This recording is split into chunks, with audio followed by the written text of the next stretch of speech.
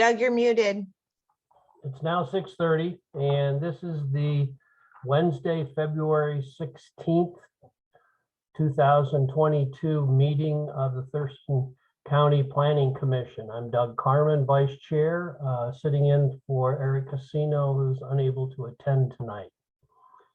The Thurston County Planning Commission is a citizens advisory commission to the Board of County Commissioners on land use planning matters such as comprehensive plan and zoning ordinance amendments. Planning Commission actions are in the form of recommendations to the county commissioners, who are the final decision makers. All Planning Commission meetings are open to the public. Citizens are welcome to observe all Planning Commission briefings and work sessions. Public comment is allowed on those topics for which a public hearing has not been held. Now I'd like to have each of the planning commissioners introduce themselves. I'll go from left to right on my screen. Commissioner Halverson. Barry Halverson, District 2, Northeast Thurston County, Yelm, Washington. Commissioner Wheatley. Helen Wheatley, District 1. Commissioner Nelson. Scott Nelson, District 3. Commissioner Simmons. Jim Simmons, District 3. And Commissioner Pestner. Kevin Pestinger, District 1. Thank you. Are there any additions or corrections to? You're missing one, Doug. Pardon me? Where? Joel Hansen. Joel Hansen, District 3. Sorry, Joel. No worries. I jumped right over you. All right. Any corrections or additions to the agenda for this evening? Hearing none, I'll entertain a motion to approve the agenda. So moved. Second. Any further discussion? All those in favor, please indicate by saying aye. Aye. Opposed? Next section is under public communication. For this virtual meeting, please choose the raise your hand option if you wish to address the Planning Commission. I will promote you then to a panelist when it is your turn to speak and be seen. To be seen, turn on your camera. If you are dialing in, press *9 to raise your hand. Make sure you also choose *6 to unmute yourself.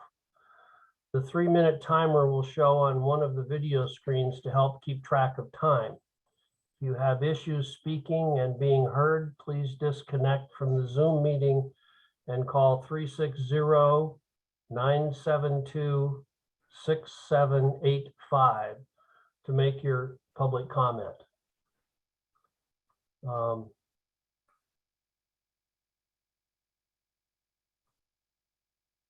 So now we will move ahead with, the timer is shown on this screen. When it will be green when you start speaking. It turns yellow when you have 30 seconds left, and then red when you have completed your 3 minutes. So please wrap up as soon as you see the red, and so we can move on to the next person who wishes to speak. Are there?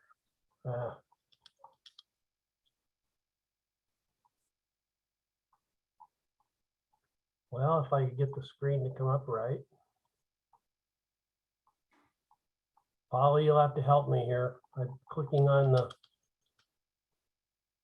screen, and who can share? It looks like John Woodford would like to speak. Would you handle that then? I can't seem to get that screen to come up so I can make him a panelist. Yep. Hello, this is John Woodford. Can you hear me? Yes. Okay. Just a couple of quick questions that aren't related to any specific agenda issues.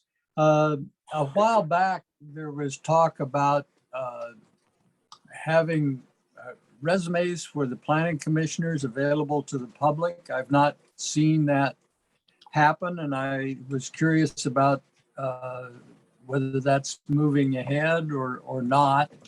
And the second thing, is there any indication of when we will return to live meetings over at the community or at the courthouse complex as opposed to the Zoom meetings? Just that, 2 questions, and I'm not sure who they should be addressed to. Thank you, John. Is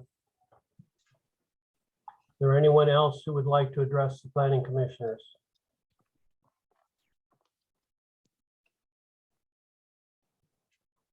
Is there anyone else who would like to address the planning commissioners? And lastly, is there anyone else who would like to address the planning commissioners? Hearing none, we will move to the post-public hearing work session A19 on wireless communications.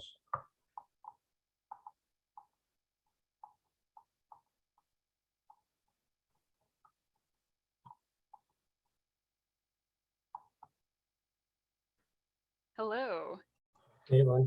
Hi, my name is Caitlin Nelson. I'm an associate planner in community planning. And good evening. This work session is intended to go over what resulted from the wireless stakeholder committee meetings, where several community members, wireless representatives, and staff, including our legal consultants, met to discuss concerns with the draft code and make suggestions. You have been provided with background materials, including the most updated draft code language, a previous staff memo, and a PowerPoint provided by Ken Fellman, our wireless consultant, from a previous work session, which covers some of the legal requirements and concerns with this update. Ken is here as well as Colleen and are available to answer questions as well while we're going through this. You also received a memo that lists out items for consideration from the stakeholder committee meetings and a document with supplemental information from the community members of the stakeholder committee meetings. The staff memo does not include items from the meetings that were beyond what the county has the legal authority to change. And the document provided to you by community members is separate from staff, and our legal consultants may disagree with some statements and references within it. If you have any specific questions from this document that you would like staff to speak to, we can possibly address that during this meeting or come back to you with more information at another work session. I'm going to go through these items briefly, and then we'll have 5 minutes from the wireless representatives to speak, with 3 minutes afterwards for any questions you may have for them. After that, there will be another 5 minutes for community representatives to speak, with another 3 minutes to ask them any questions. After that, we'll go back to the document for further discussion. The main intent for this work session is for you to state which of these items you would like to see more information on.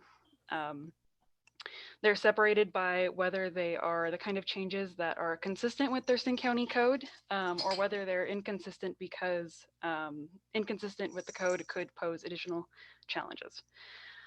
I will screen share now.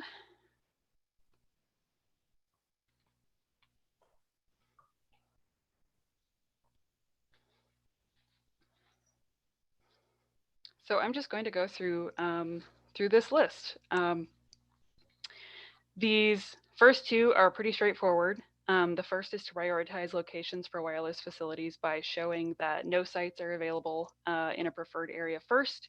That would meet the needs of the applicant. The second item is to expand zones where wireless facilities are allowed, and this is specifically a request from wireless representatives, and community members weren't as concerned with expanding to highway commercial, but did have concerns with the long-term forestry and public park zones.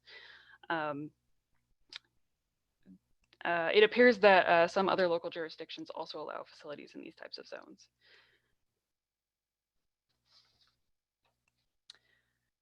Number 3 is to require significant setbacks. I've provided some language for the current code and from the draft. The language is fairly consistent between the 2. There hadn't been anything at the time of the drafting of the language that indicated that that needed to change at the time. Um,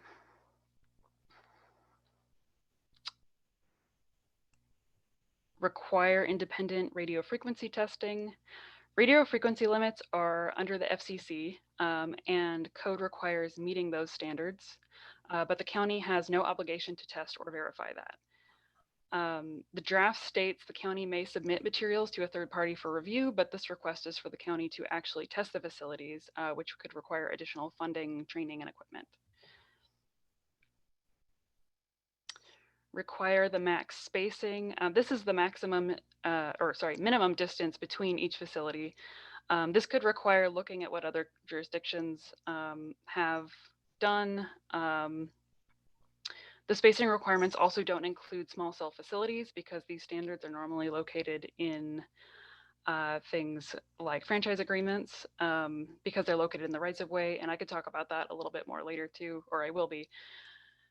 Number 6 is prohibit new macro facilities in the right of way. The county does have 2 macro facilities in the rights of way, but the draft prohibits them going forward. Wireless representatives are requesting that they be allowed specifically. And if that was determined to be allowed, we could also require additional standards for those as well. Number 7 is to prohibit wireless transmission over power lines. Part of the concern from community members with this is that this technology would allow it to then act like a wireless transmitter. And that's just the specific concern regarding a wireless facility versus a wired facility, which is also related to the definition that we have for wireless service. One of the concerns from the community members was that the code doesn't differentiate between wired and wireless service, but there's no major concern with changing this to be more consistent with the FCC definition. Clarify code for detailed explanations. This language could be provided that specifies more than the general term. So I don't think there's any major concern with that. Remove allowances for facilities to be located in play fields, ball fields, or stadium lights. Part of the concern here was that the language wasn't clear on what circumstances they would be allowed. It could also be related to whether or not zoning is expanded to be allowed in the public park zones, because that could increase that overlap. For items that are more inconsistent with zoning code, there's number 11, which is requesting notice to citizens for all facilities and allowing community members to comment on a siting's adverse impact. The main issue with this request is that the FCC has imposed strict shot clocks on these types of applications, meaning that if an applicant provides all the information and it meets the criteria, the county only has a set number of days to approve the application before it would automatically be approved. And the time limits set in those shot clocks are less than that of our hearing examiner process. There's also the potential here to provide notification to citizens within a certain radius, but not allow public comment to be taken into consideration for the decision. 12 is to require insurance. We can require insurance, but it's usually not something that the county would regulate or would be located in the zoning code if we did.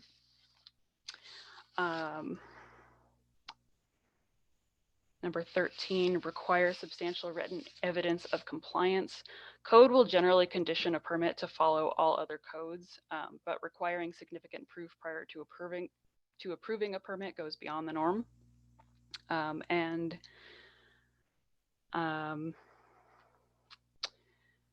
Number 14, include additional automatic compliance language. Again, this is just more extensive than what we would normally see in the zoning code.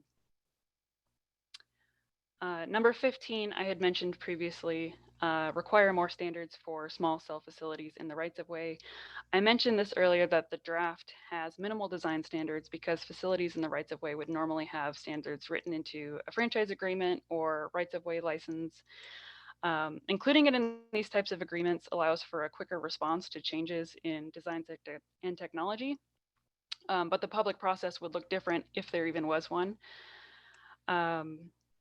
Number 16, modify chapter language. This would include more specific language than on what is allowed but the purpose section is normally more general language. And then for other procedural types of items, creating a county website and a map, this is definitely possible. It would just require dedicating staff time and then creating a clear list of easily referenceable instructions for staff. And this is something that's normally part of our planning process, so I don't think that any action needs to be taken at this time. So a very brief, quick overview of the items. At this time, I would like to go to the wireless representatives for their 5 minutes. It sounds like the clock is going to work a little bit differently, that it will turn green at 4 minutes, yellow at 4 minutes and 30 seconds, and then red at 5. And then go to your 3 minutes for questions, and then over to the community members. And then I would like to go back to this document so that we can discuss it and you can ask any questions you have.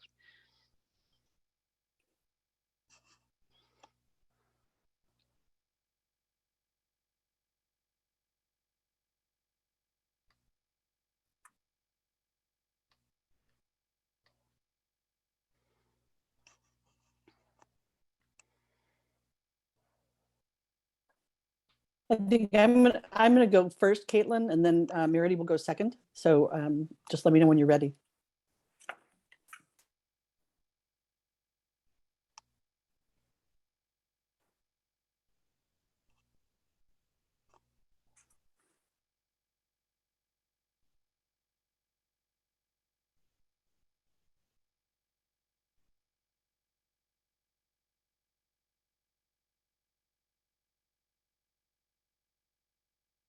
Whenever you're ready, Polly. Just start talking and I'll have the timer going, but you won't see a color until 4 minutes. Okay, because mine, I'm going to be probably around 2, and then Meredith will have Oh. the balance of the time. So if you can stop it after when I'm done, that'd be great. Okay, will do. Thank you. Okay. Good evening. My name's Kim Allen. I'm with the Wireless Policy Group, and I'm here on behalf of Verizon Wireless. Thank you for appointing me and my colleague to serve as a source of industry input on the committee. We had very robust discussions, and we hope we were able to provide some detailed explanations about some proposed changes that are just not feasible. But first, I'd like to highlight what we did, where we did find consensus and agreement with the other committee members. In the document, it was submitted by the community members, suggestion 12 to have detailed design standards for facilities in the right-of-way. We do support that. We don't support the subpoints that are underneath that suggestion in their document, but we do agree that clear aesthetic standards for facilities in the right-of-way are important, whether they are captured in the zoning or whether they're captured in the Public Works Code or in the franchise agreement where they're typically found. We do agree with that we should that those standards should be very clear. We also suggest that staff work with the industry and community to find a menu of pre-approved pole designs that all agree are acceptable. This has been a win-win in other places because review can happen quickly and with less work for staff, and the applicants can get permits quickly with designs that are already been vetted by the community. We also agree with suggestions 21, create a county website, and suggestion 22 to have clear referenceable instructions and checklists. And I agree with Ms. Nelson that typically we do find those online for each type of permit. So that's very helpful as well. So these are great ideas, and we've seen widely adopted in other jurisdictions. However, the other recommendations we did not support because they're either preempted or prohibited by federal law, which would create legal exposure for the county, are not technically feasible, are beyond the scope of aesthetic regulation permitted by the FCC, or are too lengthy and complicated to accomplish within the 60 days provided by the federal shot clock for small wireless facilities. These are proposed code provisions that are not widely adopted in other jurisdictions. So thank you again for the opportunity to participate. We will be here to answer any questions you have as this moves forward. Thank you.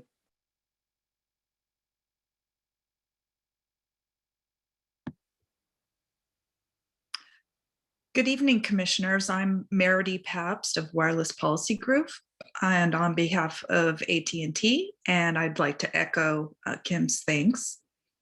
I just wanted to highlight two policy issues that the industry raised during the stakeholder process. You heard a little bit about each of them from Kate.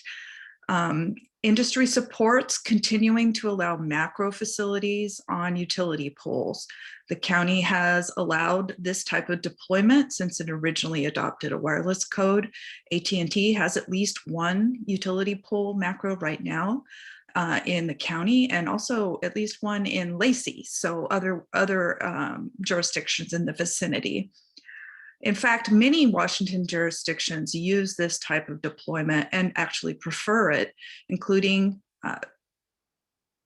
Bellevue, Kirkland, King County, Pierce County, and Snohomish County. One of the reasons why it's a preferred type of deployment is it relies on an existing structure. Typically, the pole is replaced at an additional height and antennas are attached to the pole. And this avoids building an entirely new structure. We are not asking the county to permit new towers or monopoles in the right-of-way, just attachments to existing or replacement utility poles. And that's a co-location. And most wireless codes and the county's draft prioritize co-location. And we ask that the county consider continuing to do that. The second issue is with regard to the zones in which wireless is permitted. You heard from Kate that there was consensus on allowing wireless in the highway commercial zone. One other zone that we would like the county to consider is long-term forestry. All other resource zones allow wireless, and it's very common for all resource zones to allow wireless towers.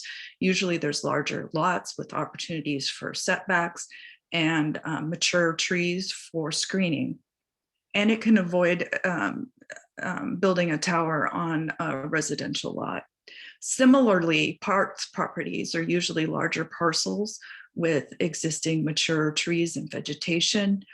And again, it can be an alternative preferred over using a residential lot in a residential area. We believe that there's strong policy support for both these two additional suggestions, and we ask that the commission give them some consideration. We're happy to provide any additional information if you need it. Thank you very much.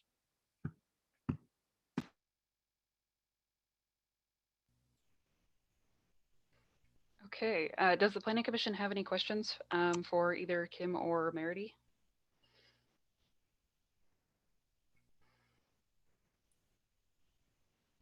I don't have any at this time. I'm just kind of curious. I'd like to see a macro pole. Is there? You Looks like said there was, not, Caitlin. beg your pardon? You said there was one in Lacey. Is that somewhere where I can get an address just to kind of get an idea what that is? Yeah, I can provide an address and you can look it up on Google Maps. Okay. I can send that to Kate. And also, when you mentioned the long-term forestry, I kind of get the idea of the screening, but I'm wondering, like, is this a big tower and the placement of it? Would you have to? I'm guessing you're not taking down trees to get at a spot to put it. So maybe that doesn't make sense, but it does. Yeah, I think that in each instance, it would be a site-specific consideration, but certainly a carrier looks to picking a site that has minimal conflicts for its construction that would be close to an existing access road, and works with the property owner to minimize any impacts. Okay. Thanks, Mary. This is Kevin. I have a question. Yes, Kevin. So maybe I'm missing something, but I thought that both the public that participated in these work sessions, as well as the industry representatives, were in some agreement on the desire to create a prioritized list of locations. But I don't hear the industry group now mentioning that they're in support of that. Well, this is Kim Allen on behalf of Verizon. Yeah, the suggestions that Kate made that are not in conflict with the Thurston County Code, I don't have any problem with that, and Verizon would certainly comply with that. Certainly, a preference of locations is something that we would be fine with. Okay, And great. I would, if I may, I would just add that some of the code as it is currently proposed already has preferencing built into it. So it's easier to get a permit for an attachment to an existing structure rather than building a new structure. And a number of those provisions, preferences for co-location, are a preferencing system. So, and industry generally supports that. Commissioner Wheatley? Thanks. Yeah, this is a question. I think it was Meredy that brought this up. Could you elaborate a little bit on your position on location in parks and where that's in disagreement with other members of the group? Like, what do you have in mind about how to locate in or near parks? Is this about setbacks from parks? Is this about what this would be placed on in parks? Just maybe elaborate a little bit on that. Yeah, of course.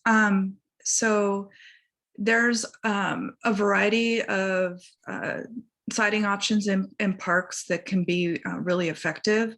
One is using existing structures in a park. Sometimes there's large light standards and a carrier might attach its antennas to the top of the light standards, like stadium lights. Also, some carriers, for example, might propose a monopine that's a stealth facility to look like a tree to be placed within other trees of similar type and height. A number of communities prefer a carrier look at a park as a possibility. I'm thinking in particular of Spokane. A lot of times it's challenging to reach residential areas. Residential lots are small, and a park provides the opportunity to site a facility in a way where the visual impacts can be mitigated and the proposal can meet, say, the tower, how the county requires the county requires tower height setbacks. And so you needed a substantial parcel, and a park would provide that opportunity to meet this code requirements. So that would be for new facilities then. It wouldn't be, I mean, it sounded like you were talking about both co-location, but potentially Yes. new ones as well. Yeah, I was trying to give you sort of a range of what you might typically see in a proposal in a park. Yeah. Okay, and it just seems to me, maybe Caitlin, you can tell that the community member recommendations, there was some specific language about not wanting to see things located on things like stadium lights. I imagine the concern was about health and safety. Does anybody have any recollection of that? Or is... I think it would be best if they answer that question. Okay. I think we're actually a little bit over how much time I had allocated for questions, so maybe we could pivot to their presentation. Okay, yeah.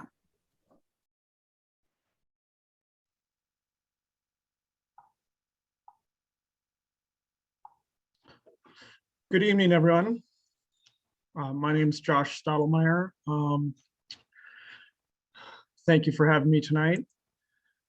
So thank you for forming a wireless stakeholder committee to allow input on the draft wireless code, and including myself and the other community members. The community members, none of whom knew each other before the draft wireless code was proposed, share common goals. While meeting the legal requirements not to prohibit personal wireless coverage, we seek to encourage intelligent placement of wireless facilities to provide the needed coverage while minimizing the number of wireless facilities necessary to provide such coverage. Require least intrusive means of placement of wireless facilities, minimize adverse impacts upon residential developments, individual homes, and communities in general, and give residents ample notice and a voice on every facility permit application, regardless of shot clocks. The wireless industry business plan is to blanket the country with wireless facilities, including your neighborhood, perhaps in your front yard. Not all county residents embrace this vision, as evident by the overwhelming public comment made to the Planning Commission on this issue. The current draft code has few limits on facility placement, particularly in our public right-of-way, and limited, if any, public notice for certain types of facilities. The industry asserts that policies that limit placement, such as setbacks, amount to prohibition of services. However, anti-prohibition rules only apply to what are known as personal wireless services, which are voice, text, and push-to-talk. These services use lower frequencies, even with 5G, and have ranges in the miles. We are not required by law or the FCC's interpretation to facilitate shorter range services, which include things like facial recognition, detailed location tracking, and collecting data on your electronics usage, all of which have serious privacy implications. These and other shorter range services are outside the protected personal wireless services. Therefore, requiring significant setbacks or prohibiting facilities in residential zones, as other communities have, would not prohibit or have the effect of prohibiting the delivery of the covered personal wireless services. Many communities are also realizing that their recently adopted wireless codes are not detailed and explicit enough. Communities are dealing with equipment box clutter, blocked access, safety hazards, nuisance noise, increased fire hazard, falling dangers, antennas appearing right outside people's homes and their children's bedroom windows, and falling property values, with no recourse for them to do anything about it. And if those considerations were not enough, the US Federal Court of Appeals ruled in August against the FCC, ordering it to, among other things, address the impacts of RF radiation on children, the health implications of long-term exposure to RF radiation, the ubiquity of wireless devices, and address the impacts of RF radiation on the environment. Unfortunately, until the FCC revises its rules accordingly, most health and environmental effects of RF radiation cannot be considered in locating wireless facilities. However, our recommendations are all supported by sound policy reasons not related to health or environmental impacts beyond those legally allowed. The Planning Commission, as representatives of the county citizens, have an opportunity to create a well-defined wireless code grounded in local control. The current draft is not that. It needs significant revision. Our requests based on our citizen stakeholder work are these. First, that you request the planning department revise the draft code to promote the best interest of the county residents over commercial business by incorporating into the code the recommendations in the Citizen Wireless Committee Supplemental Information Appendix provided in tonight's information packet. Second, we ask that you review the extensive additional documentation and expert legal analysis that was provided by citizens during the stakeholder work. These documents provide considerable support, research, and legal standing for extensive changes needed to the draft code. Third, we ask that you request a second Planning Commission public hearing in order to continue to collect comment during the course of your discussion leading up to and on the revised draft code to ensure you hear other perspectives. For example, while we appreciate the time the staff took to provide the analysis in the wireless staff memo for tonight's meeting, some are missing relevant alternate viewpoints and options, as well as pros, cons, and impacts of each. We are concerned that without comment during your work sessions, you will be provided with a more limited picture and limited options. Based on our extensive research and legal counsel, we know there are legal strategies to retain local control and citizens' rights. Achieving this will require detailed work sessions and requesting staff to take the necessary steps to present all the options to you. We truly appreciate the opportunity to participate in the stakeholder committee and the time and effort devoted by staff. However, the committee was limited in its time and the subject matters that could be addressed. We had hoped for a more collaborative and comprehensive process. This code requires more consideration and community input than many, given its potential impact on every neighborhood. It's now up to you to take what we have started and turn it into a code that puts the citizens first. Thank you again for your time and the service to the residents of the county. We truly appreciate it.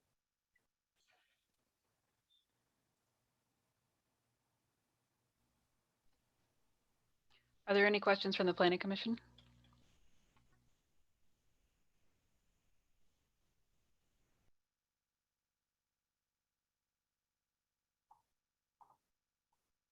Commissioner Wheatley?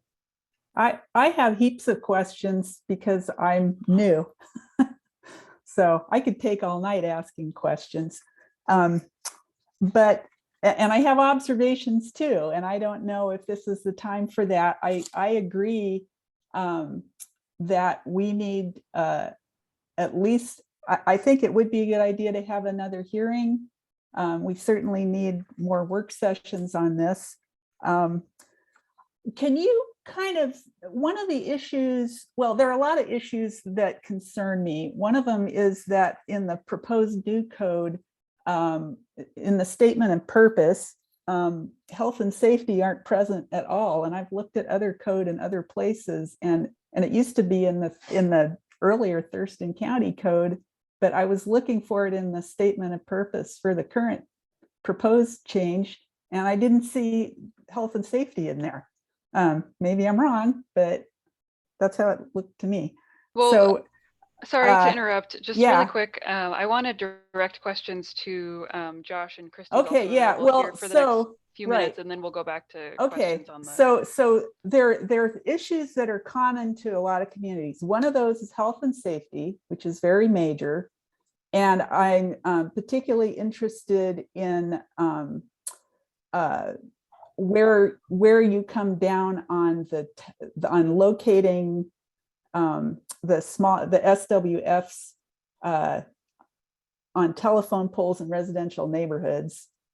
And then cost. For example, one of the things that you suggest is liability insurance. Can you explain that a little bit? Is that, I've seen many statements that the limit on the permits cost doesn't cover the public cost of kind of maintaining the system, that this is a concern, that the limit was set too low to really cover, so that the public is ending up sort of subsidizing the industry to a certain degree. Does liability help with that? Is that one of the reasons that you included that among your recommendations? So the county can be held liable for things that it allows, as I understand it, and Mr. Fellman can correct me if I'm wrong. And to not require these service providers to provide insurance that provides that covers all of the potential damages that they could put out there, puts the county at risk. And the liability insurance, regarded to the costs, that's a cost that the wireless provider would have to incur on their own, and whatever it costs, it costs. That's not something that's mandated or ruled by the FCC. If the county wants to require a certain level of insurance, they can, and the wireless companies have to pay for it. And I'm sorry, what was the other question? Well, the other one was in reading the supplemental information from the community members, it wasn't always clear to me when you were talking about SWFs specifically, and I was wondering how you address the placement on telephone poles in residential communities. So if we are going to allow wireless facilities on telephone poles or in the right of ways, they should be small wireless facilities because they're less intrusive. They take up less space. They're not as ugly. They cause less of a falling hazard. A number of other reasons. They don't weigh as much for danger and earthquakes and wind and stuff like that. Whereas macro towers can put much more stress on particularly a telephone pole. Or something like that. And the wireless industry says that they will reinforce the poles, but is it adequate? I don't know. Our preference would be to keep wireless facilities out of residential areas completely. The ranges that they have, particularly for the services that are covered by law that are the anti-prohibition rules apply to are very, very large, in the miles, tens of miles sometimes for some facilities. The services that have shorter range are not protected by the prohibition rules, as far as I understand it.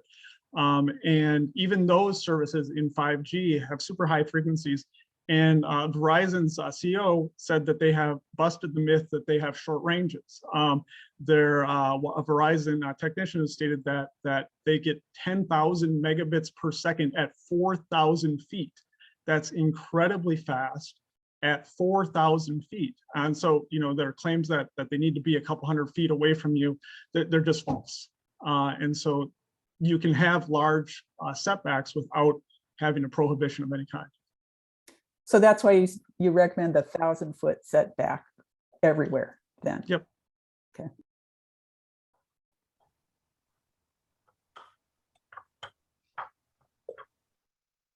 Okay, so at this time, I would like to move back to strictly communication with county staff, consultants, and planning commissioners.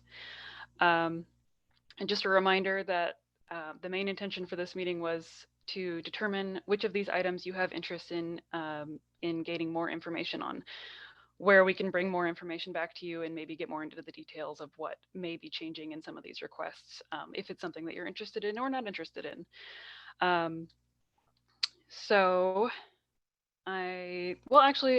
there a couple of general questions first before I pull that document up, before going line by line? Are you going to give Christy an opportunity to speak? I think she's been waiting to. No, the intention was that it would be a combined 5 minutes. Okay. So Kim and Merity, the timer was separate, but they were still only a couple seconds over 5 minutes, and so was Josh, and they were both available for questions. So, yeah. Thank you for the consideration. I appreciate that. Caitlin, I don't really feel as though I've had time to look through and digest all of the information that came in the meeting material for tonight. And so I'm not sure that I personally am prepared to go through it in great detail and give you direction. I'd like it to move. My preference would be to have the time between now and the next meeting to really digest what the public has said and the two different parts here, and so I'm better prepared. At least that's my feeling. What does the rest of the kind of agree. I agree, Doug. This is a lot bigger than I thought it was going to be when I started getting into it. But I would like to hear from Mr. Fellman about the legal side of this. That I think is important, something we need to get started on also. Yes. Are you looking for a recap of kind of what we talked about before as the legal background, or do you have some specific questions about some of the legal considerations with some of these requests that we're going over? Yes, that part. I see him writing notes over there, so I'm thinking he's got some ideas about what has been spoken to today. Helen? Can I just add to that? I mean, for me, in looking at the proposed changes to the code and also looking at the memos that we were sent, it's not always clear to me, and probably not to the public or to the commissioners, what is required under the FCC requirements that sort of prompted these changes in code, and what goes beyond that. It would be really helpful to me, because I can see that in certain places there's boilerplate that's common to a lot of different codes in a lot of different cities that's clearly generated by the FCC requirements. And then there's stuff that's strictly Thurston County. And it's what I would really like to see in further discussing this is being really clear about that. What's at our discretion in the county, and what is it that is in the new code language that has to be there?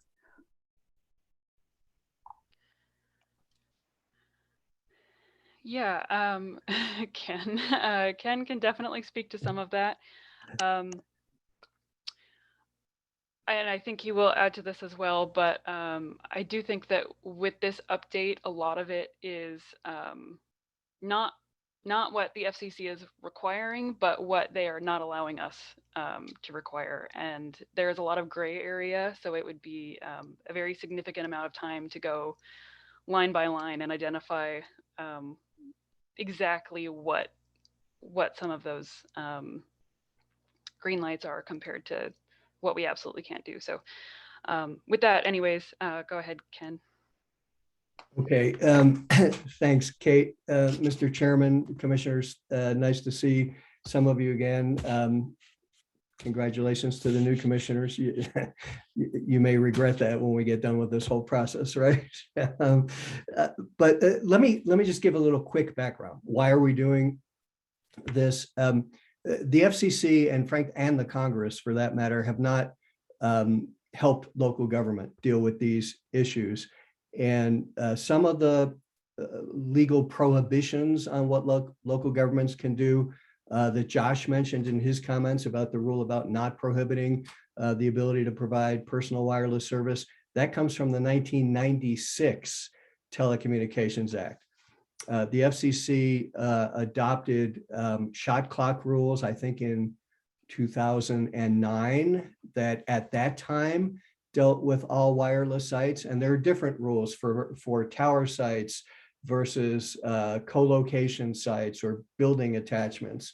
Then Congress passed a law that says for certain kinds of co-locations, local governments must approve them if they meet certain criteria, and it didn't define the criteria. So then a couple of years after that, the FCC established new criteria for those mandatory co-locations where you have to say yes, and new shot clocks for that. Then small cells started coming into play, and in 2018, the FCC came out with a small cell order that created further restrictions and further modified the shot clocks and further restricted what local governments could do on aesthetic protections. That ruling got appealed to the Ninth Circuit Federal Court, and the court upheld a big piece of it and overturned a significant piece of it, which then changed the rules again. Now, if you think about it, every local government that tried to stay on top of these things and update their codes every time there was a change in the law would have been constantly changing their codes and changing their rules. For better or worse, Thurston County did a good job years ago updating its code to come into compliance, and then it kind of sat for a while. And now we have all these other changes. I went up to 2018 and I didn't keep going. In 2020, they changed the rules again on some of the co-location requirements, causing more headache, and changed what terms that we thought meant something. They said, here's what the actual definitions really mean. So even in this process within Thurston County, we've been writing and rewriting some of these drafts to address constantly changing FCC requirements. In the meantime, it's important for you to remember, and perhaps I'm speaking more to the new commissioners about this, remember that this is the county's land use code dealing with siting wireless communications facilities of all kind. So that's everything from the largest macro tower you can imagine to small cells in residential rights of way. A lot of the concern that we've heard, and frankly, we do a lot of work all over the country with local governments, and what we've heard in Thurston County is not particularly unique. People are concerned about these things getting closer to their neighborhoods and put in their neighborhoods, and what they look like and what the health impacts might be, and all of these things, impact on property values. And there's a lot of conflicting information out there. So we have to remember, as we look at this code, we have to keep reminding ourselves, is that concern I just heard, is that just small cells? Is that setbacks just for small cells, or is that everything? So when we heard a recommendation about the parks, for example, the community representatives, and Josh and Christy, I hope I'm not misrepresenting this, I don't think I am, have recommended an outright prohibition that the land use code say these sites will not be allowed under any circumstances on any property that is zoned as a park. What you have heard from the industry is in some cases, it might be okay. It might be okay to put them on lights in a ball field. It might be okay to put a fake tree among a bunch of other fake trees in a field. It might be okay to put it on a street light on a driveway that's going into a ball field or some other case. And also keep in mind, if it's a county-owned park, the county as the property owner always has the right to say no. So the county might say, you know what, we do allow these. If it were to be allowed in parkland or land that is zoned for parks, the county could say, we do allow it under certain circumstances, but we've made a determination in this particular park because of view corridors or whatever the issue might be. We don't want to allow anything there anyway. We're not going to lease that land for a site. So for every one of these issues that comes up, you have to ask yourself, are we talking about a concern for every wireless site? Are we talking about small cells only, macro sites only, in certain zoning districts, not in other zoning districts? As some of you have pointed out, we can get into the weeds on these, and there's a lot to digest. And frankly, I think when we start getting into this more in the weeds, we'll find out that on some of these provisions, there probably is actually more agreement than there is disagreement among those who have disagreed on some of these topics. We can talk about it in more detail, perhaps at a further meeting if you want to get deeper into it after reviewing more of this material. And Kate has advised me, unless there are specific questions, we really don't want to go line by line and say for the industry folks, here's what we agree with what they said, here's what we disagree with what they said, and the same for the community members of the committee, here's where we agree, here's where we disagree. I will tell you though, I'm constantly having some disagreements with folks in the industry about what the law means and how far we can go. And I've had a number of disagreements with the community members of the group and their outside attorney that has advised them on what can be done under the constraints of the federal law. And they are recommending that, that the county has authority to do a number of things that I do not believe the county has the authority to do. And we're working not just with Kate, but also with the county prosecutor's office. And we are consulting with them on a regular basis. And we're pretty confident that they are in agreement. So part of the decision at the end of the day for this commission, but really more importantly, for the Board of County Commissioners, is going to be, they're going to be hearing from some folks that says the law says you can do this. And they're going to be hearing from us saying, I don't think the law says that you can do that. I think the law says you can't do that.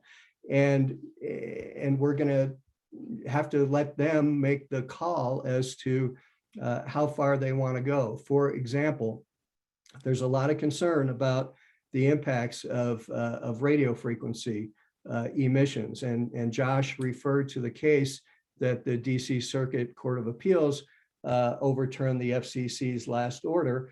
I will tell you, I agree with him to the extent that he pointed out that the court overturned the FCC, but I strongly disagree with him when he explained what he thinks it means. I think it means something else. The law says, the statute says, the FCC has the exclusive authority to set rules related to the environmental effects of radio frequency emissions, and courts across the country have interpreted the term environmental effects to include health effects. So while I completely agree and respect, and as a private citizen, share many of those same concerns about the potential impacts of radio frequency emissions, as your attorney, I have to advise you that there's not much authority that local governments have other than requiring an applicant to demonstrate that they've complied with the FCC regulations. And the FCC regulations don't require much of these applicants. They don't require, once a site gets built, to go out and test it and make sure that as operational, it is actually in compliance. Can the county go out and pay for that testing to make sure, as a way to further protect its citizen and create some comfort level? Absolutely it can. But can you force the applicant to do that? You know, we're at best, at absolute best, we're in a gray area. there. So I think as we go through this, you're going to find a number of areas where some of the things that are being proposed by some of the community members, while they seem to make some logical sense, the way they fit within at least my understanding of the framework of the law, we're not in a position to advise you that that's a good idea for the county to pursue it. One other point I wanted to make before I forget about it is if you also always remind yourself that we're talking about a land development code here. You're talking about zoning and land use issues, which is the Planning Commission's purview. But the county has other regulations. It has streets regulations that basically fall within Public Works's purview and the county engineer. It has franchising requirements for telecommunications companies and when they have to get franchises and what the requirements of those franchise agreements are. So for example, we already have provisions in the county's streets code, and we got to work on revising that code a number of years ago for the county that requires insurance for a lot of work that's done in the streets. So when I hear about you should have this kind of extra liability insurance, the first question I ask, are we just talking about small cells on the rights of way here? Or are we talking about every single kind of wireless facility? And I'm still not clear exactly what some of the community members are recommending on that particular issue. But I would tell you that when it comes to work in the streets, whether it's a wireless company or whether it's a fiber company that's digging up the streets and putting fiber in the streets, there are requirements for insurance. Some of the community members have pointed out some other communities in other states that require over and above general liability insurance, an extra kind of insurance for environmental damage. Theoretically, that's not a bad idea. But the ordinance they've pointed out to Thurston County and said, you ought to do that here. You go look at those ordinances, those aren't contained in land use and zoning codes. Those are contained in codes dealing with, if you want to apply to whatever the jurisdiction is, municipality or county, for a franchise, here are the requirements when you're applying for a franchise. So it might be appropriate, and the Board of County Commissioners might say, you know, this is the kind of thing that maybe we want to do at some point. But the question for the planning commissioners, is this a land use issue? Is this something that you put in a land use code? And even the cities who are, trust me, in the minority that require some of this extra environmental kind of insurance, even some of those communities which Josh and Christy have thankfully brought to our attention, you look at their codes, they're not in the land use code, they're in these other parts of the code. So I don't envy your task, frankly, as I'm explaining this, but there's so much here to digest. I would really encourage you as you go through it, look at these and say, is this really a land use issue? So is it appropriate for the Planning Commission to be looking at putting it in this chapter? And then are we talking about small cells only, macro sites, all kinds of sites? And that might help you ask more directed questions about some of these specific issues if we pick that up at a subsequent meeting. So there's a lot more I can say about this, but I would much rather see how that sits with you and see what other questions that you might have. Well, may I Have a question? Commissioner Wheeler? Yeah, I mean, just on the last point you made, I mean, I guess what I'd like to communicate is that for us to look at this, you're right. One of the things that's really important for us to be able to understand, and that should be really clear in the code, is when we're talking about 5G, you know, macro versus SWF, I think all that stuff is not clear enough. I think that the code maybe, like when we get down to talking about the code, there are ways to sort of utilize kind of plain talk methodology to help make it a little more clear to all of us. Because right now it seems to me it's all kind of jumbled up together in a way that makes it really hard to understand those distinctions that Ken was just talking about. So I think that's really important. And And it's important for us to be able to think about, because I think people's concerns about 5G are different to their concerns about macro towers. And, you know, the question of whether you're going to put macro stuff somewhere where you could have just 5G stuff. I mean, these are the kinds of questions that I think the public cares about.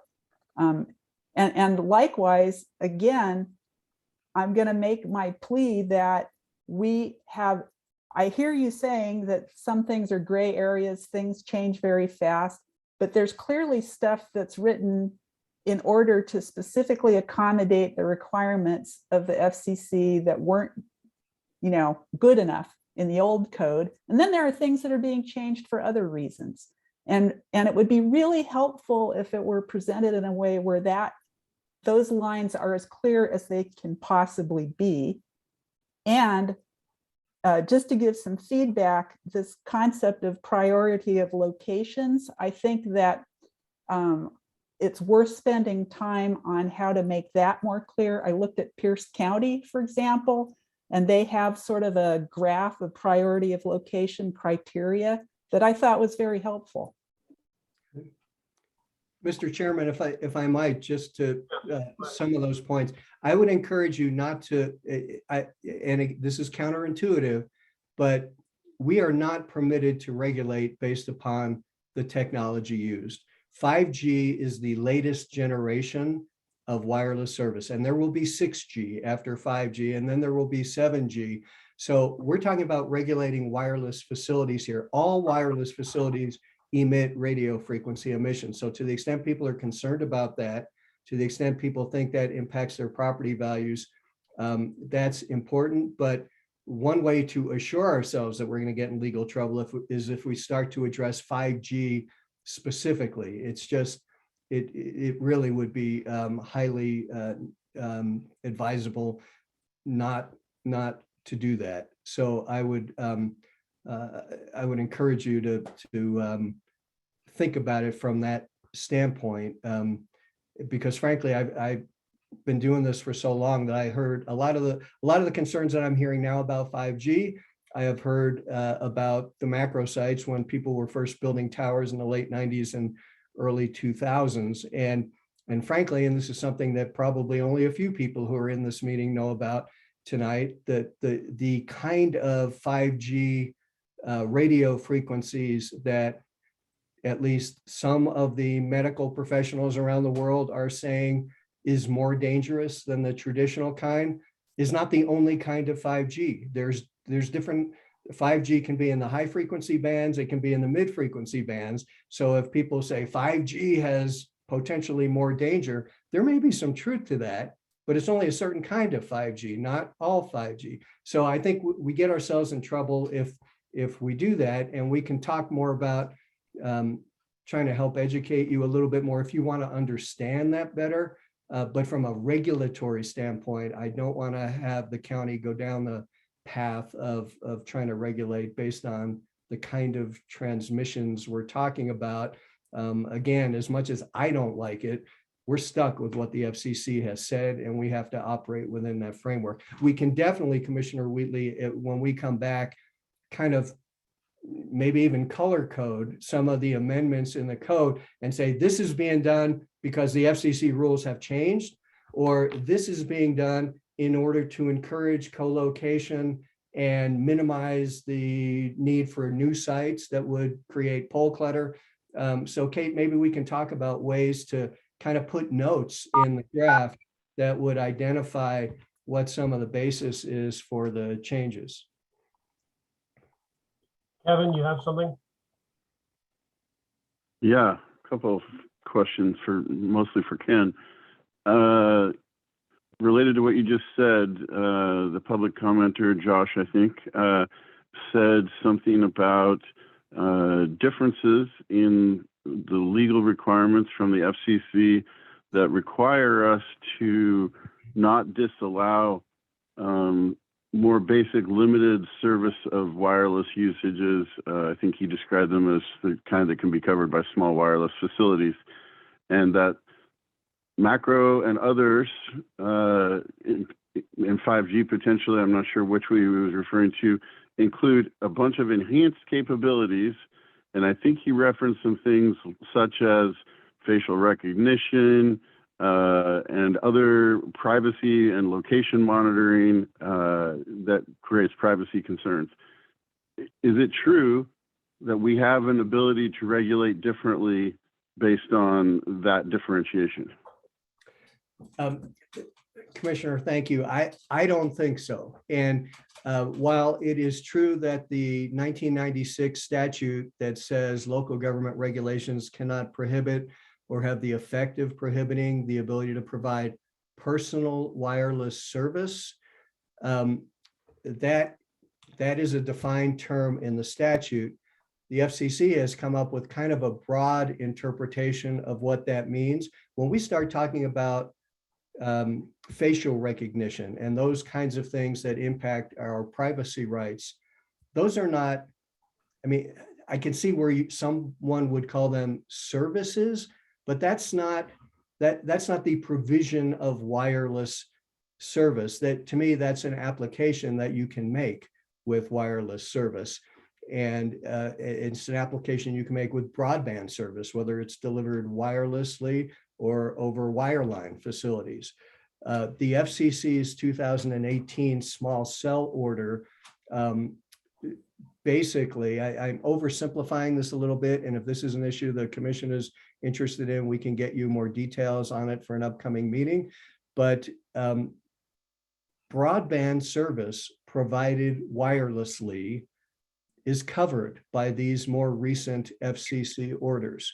So I do not believe it is legally accurate to say there's only a very limited type of wireless service that we have to be careful of and say our regulations can't prohibit those services. The court case that upheld the most of the 2018 small cell order basically accepted the FCC's interpretation of any regulations that materially inhibit providing what is basically wireless broadband service comes under these rules.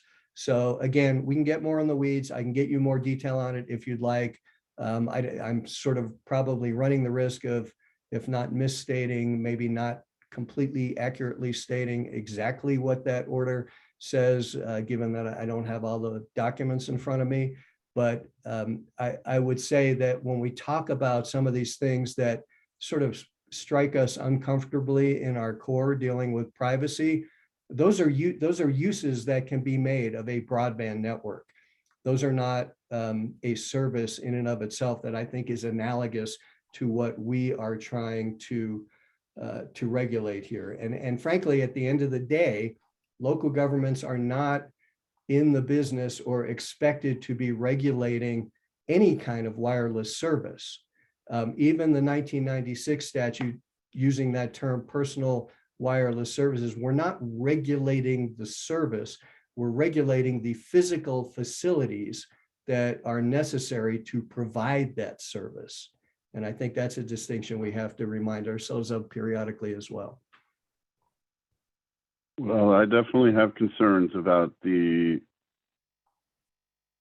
facilities and the land use and the right-of-way use for anything that enables the privacy issues. I raised that during the meetings, the working sessions meetings we had. That is a major concern, and I want us to research that more.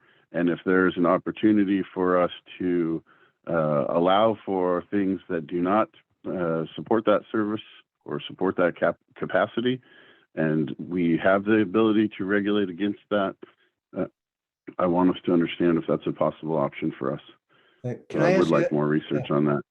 In order to do and that. then the second thing I wanted to say wait, is I'm sorry to interrupt. I want to ask you a clarifying question there, if we're going to, because I want to make sure we get you the information you're asking for.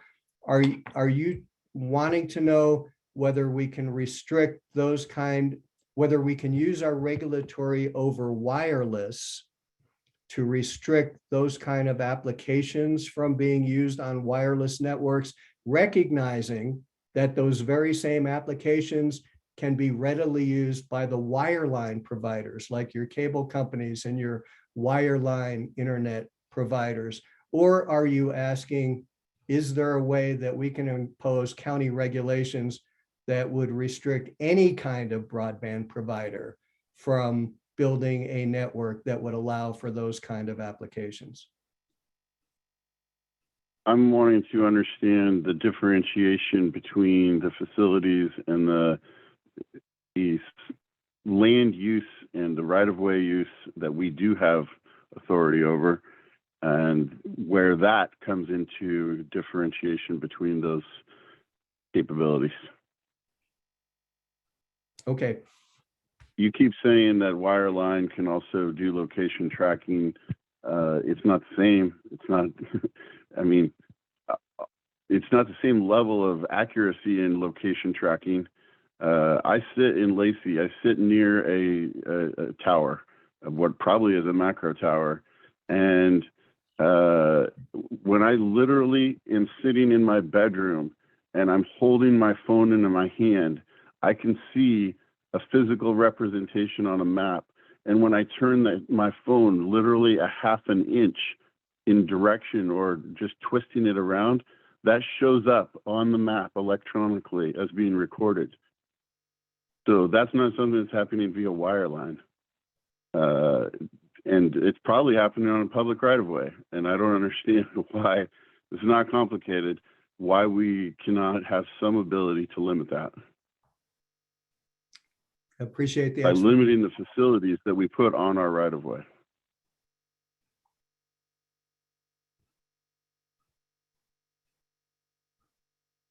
So that's the question I'm asking. The other comment I had is about the characterization of the public's representative's request for absolutely no or a prohibition. And I thought that we all came to the joint conclusion that rather than prohibiting these things where we're being told clearly we cannot prohibit them, we said, and the public said, we would like then on the prioritization scale for those things, rather than to be considered prohibited, for them to rather be the last option on the priority scale. And I'm just confused as to why that does not continue to be included and incorporated into this, the public seems like they would be quite comfortable with us not necessarily prohibiting things, but making them the last priority option. I appreciate that clarification. That was not my understanding, but that's absolutely appropriate. If the suggestion from the community members of the committee is to allow siting of wireless facilities on land that is zoned for parks, but just not make it one of the top priorities, make it one of the last priorities for siting, that's an absolutely appropriate policy position to take. So we will discuss that further with Kate going forward. Chair, I'd like to check in on time. I think we're a little bit outside of what the agenda allocated. We are about a half hour over on our time.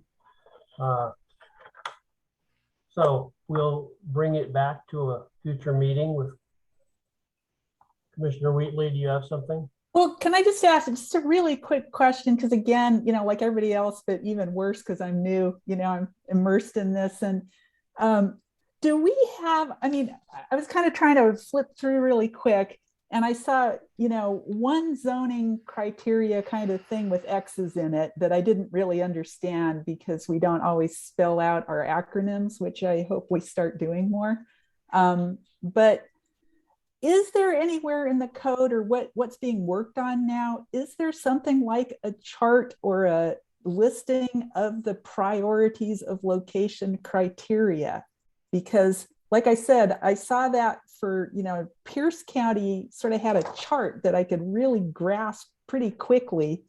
And since that's something that, we were just talking about here, is that part of this process that we're doing? Or is it kind of more just the line by line stuff that? Oh, you're muted. Just You the went on last, mute, just the last Commissioner. part. Oh, sorry. But I believe that the table that you're referencing is the table that identifies what what type of facility is allowed in what zone and what type of permit it would be, where the A's are administrative and the X's are hearing examiner review. That was a part of that of this draft code update, but the main goal of the update was to be consistent with FCC ordinances and court cases, which, like I had mentioned before, is largely removing things that we had required in the past, like the health and safety language that you mentioned before. So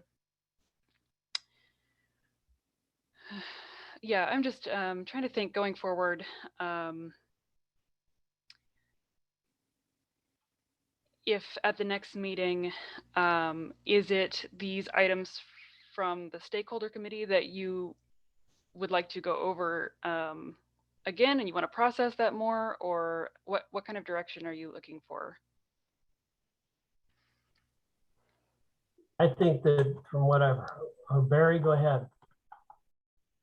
I just, before we let Caitlin go, I just want to reiterate that, like I think Jim Simmons requested this. I would like to see what a macro facility looks like. I also want to see what Helen is referring to from the Pierce County site. I think it would be appropriate, Caitlin, if you went on their website, downloaded that sheet that shows priorities, and send that to us and have that at the meeting so that we can look at it. I agree with Helen that I think we need to have a priority list from, these are the least desirable places to have this thing, and these are the most desirable places to have it. And we need to have that in our code. And I think that would be an appropriate thing to do. As far as the rest of it, I've listened very attentively. I've read all the information provided by both groups. I've got my notes written out, but I too would like more information on some of these things. And going down, Caitlin, I think each of the staff's recommendations from 1 through 20 or 18, and discussing each one of them as it pertains to not only the staff's recommendation, but both community groups' recommendation, and then having us discuss each of those items and then come to some type of agreement on each of them. Because what I noted was your items 1 through 10 are consistent with zoning code, and thereby the staff pretty much agrees with them. And your items 11 through 16, there's some inconsistencies with zoning code, but there is some room for maneuver. And then there's other procedural items, which both 17 and 18, which both the staff, the community group, and the Verizon AT&T group recommend that we do. So I would be all for 17 and 18. The other ones, I think we just need to have discussion on, like one at a time, with a little bit more information that Helen's already brought up and that Jim's already brought up. I would like to see what a macro facility looks like. And I would like to see this spreadsheet that Helen was referring to, because I think that would be very applicable to what we're doing. Thank you. Kevin, did you have something else? Your hand's still up from before. There's no way for me to take it down. However, I do have a quick comment. I know we want to wrap this up. So it's just, there's been a lot of public comment about the fact that they would love for the public to be able to comment in future. And I heard talk about a 60-day shot clock, and I heard talk about that's not enough time for a hearing examiner process. And does it have to be a hearing examiner? Isn't this just hold a public hearing, get feedback, and then listen to it? And that seems like that should be possible within 60 days. So I guess I would want staff to let us know, is there any way we can accommodate a public hearing process for future application? Okay. Okay. I'm hearing that generally you would like to see more information on all of these items. Maybe not to the point of drafting actual code language, but at least having more information on them. So I'll see what I can do on bringing more information back on that. I will be hesitant to include a side-by-side comparison of opinions and who wants what, just because the range of what was discussed was very broad, and I don't want to misrepresent any opinions in those reports. But I will attempt to clarify as best as I can what we can and cannot do. You also have examples of the different types of facilities that you can give us. Yep, I could do that. You know, Commissioner Wheatley says, you know, she's new, so she doesn't know, but, you know, we really haven't had much information. We're all new basically on this subject. So we need a little more education. At least I do. I need more education in order to act intelligently on it. Okay. Okay. Caitlin, if you send me your email address, I can send you a link for that one thing from Pierce County to save you some time. Okay. Okay, I'd like to move on now. So we have other business yet, unless someone has an objection to that. Okay, thank you, Caitlin. Thank you. Ken. All right. Thank you all. I guess we'll drop off now. Thanks very much. We'll be in touch.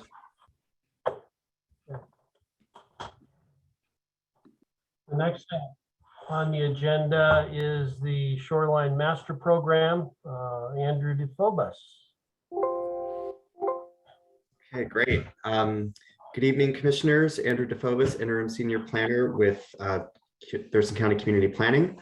So tonight we're going to continue to review some shoreline environment designation requests that were requested during the Shoreline Master Program's public hearing comment period. I'll go ahead and launch presentation.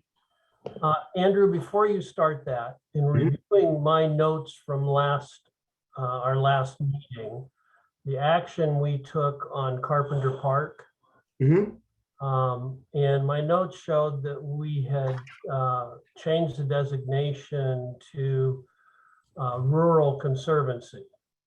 But in reality, that parcel is in the urban growth area for the city of Lacey. So shouldn't it be Urban Conservancy? I could take a look at that and bring that back. That you may have something there, so I could certainly look at that. And if there's a cause to potentially change or bring new information back to the Planning Commission and have them briefly revisit that, we could certainly tee that up. Yeah, because the example you gave us those charts that showed, you know, if it is this, then it is this.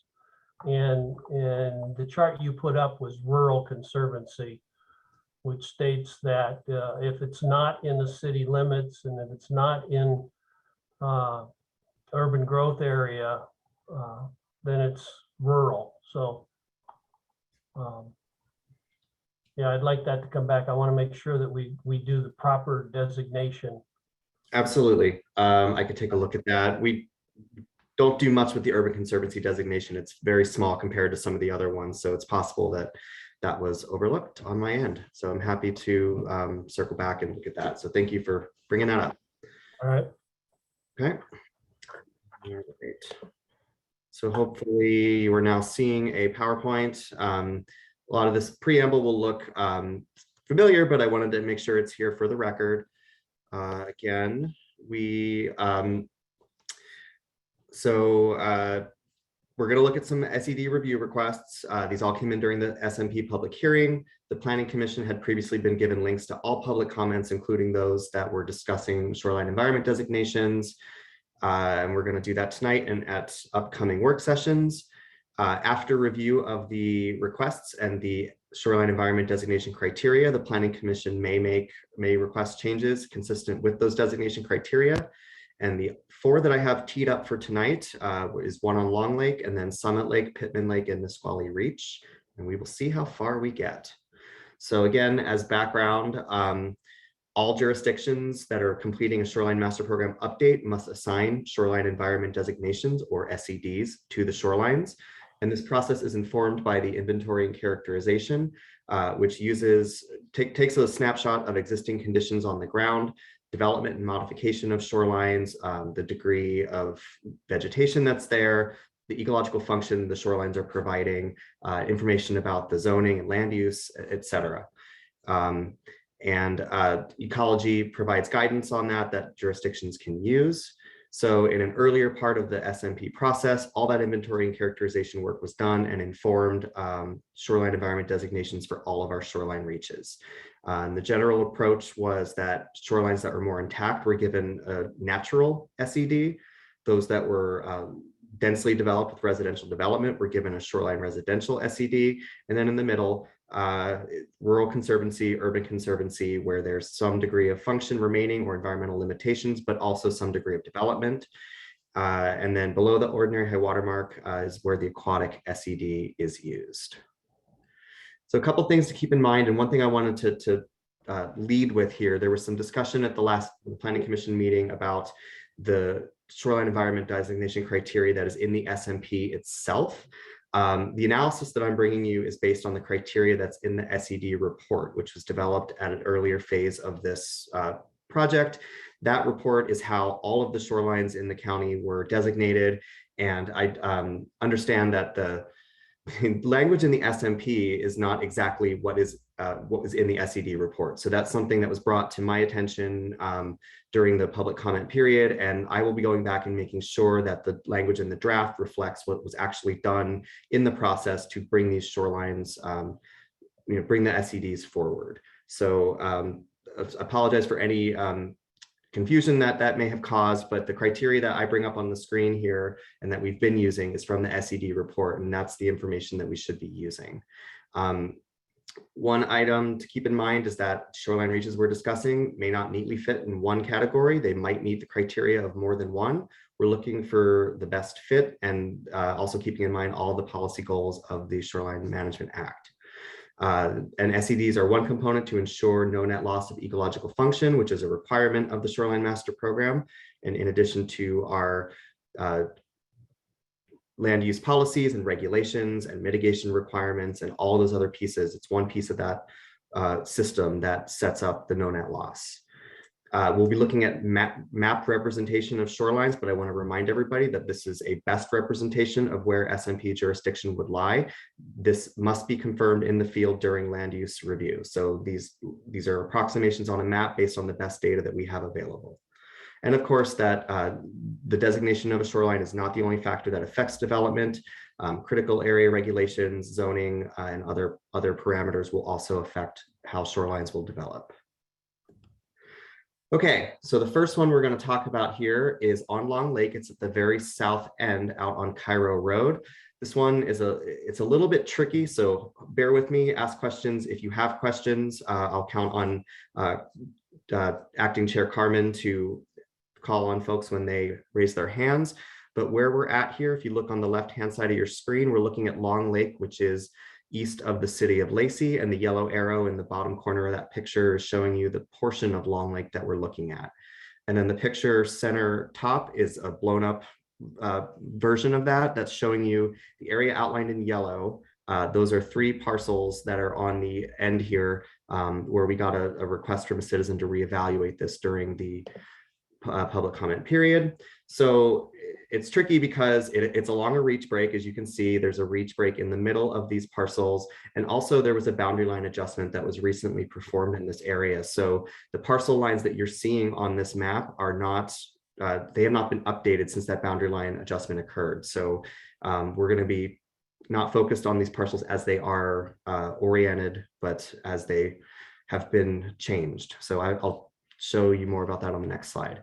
But to sum up, the current SEDs in this area are rural and conservancy. The proposed ones in the master program update are shoreline residential and natural. As you can see there, as the pink is shoreline residential, the green is natural. And the citizen request for all of this whole area in question is to use a designation of shoreline residential. And that was from comment letter 272. So here's an aerial that shows the area in question on the left-hand side, again, highlighted in the bold yellow. And on the right, that is a boundary line adjustment map. So this is how these parcels have been changed. And so I'm going to use my cursor here and attempt to approximate where the area we're talking about here. So sort of this area that I'm circling here, I will be referring to as Lot A, as you can see on the map there in the middle. And then effectively some new lot lines were created, or lines were shifted. So the area in parcel B is sort of in this area as I'm highlighting here. And then parcel C would be the remainder of this whole big area that encompasses a part of Long Lake. And if the boundary line adjustment wasn't enough, we often run into issues, what's known as parcel shift, where the parcel lines on the map are not exactly where they would be on the ground by the legal description. So this one's a little bit tricky. We'll do the best. I'll do the best I can to keep it straight for you as we go forward. And then for context, here is the entirety of reach 5 to 6. So again, this area in question here that I'm circling sits on a reach break. And so when I'm talking about reach 5 to 6, it's this entirety of this area you see in green, and 4 to 5 is this area in pink, which then goes all the way up around the majority of that east side of Long Lake. Okay, and then on the right, just what it all looks like on the ground without any sort of lines that I drew. All right, so we're going to look at. I'm sorry, Andrew. Can we back up? Can you explain what when you say reach break? I'm sorry. I'm just kind of going blank on that. Sure. Yes. So, whoops. Let me go back here. So what we're looking at here, when the inventory and characterization was performed, one of the tasks was to separate you look at the lake in this case, and separate the lake, the shoreline, into different reaches. So each reach is a discrete section of the lake in between 2 points. You pick a beginning and an end, and it's based on, there could be a change in types of ownership or zoning or size of parcels or the way that the land has been used, that say this is a good spot to draw a line, and then we're going to consider on one side is one type of designation and the other side is another, or there's some cause to break it up into a smaller planning unit, if that makes sense. Kind of in a sense creating zones, shoreline zones around the lake, even though I don't like to use that term because it's not zoning, but it's sort of like that, if that makes sense. Yeah. Okay.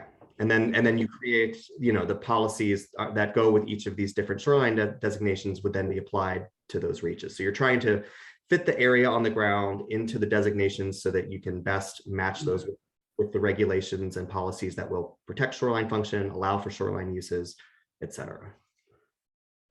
Okay. All right, so now we will look at this area and line it up with the shoreline environment designation criteria. So again, this is looking at, please don't try to read it all or need to read it all. This is on the Planning Commission website, so you can always go back and look at it or ask questions if you need to, but this just kind of sums up the analysis that I did when I was looking at trying to bring you a recommendation. So on the left-hand side, we've got the criteria for the natural shoreline environment designation.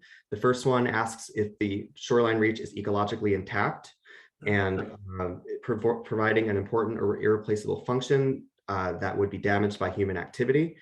So what I found in looking at this is that there are some areas of shorelands, so landward of the lake and outside of the wetland itself, that have been, where vegetation has been removed over time.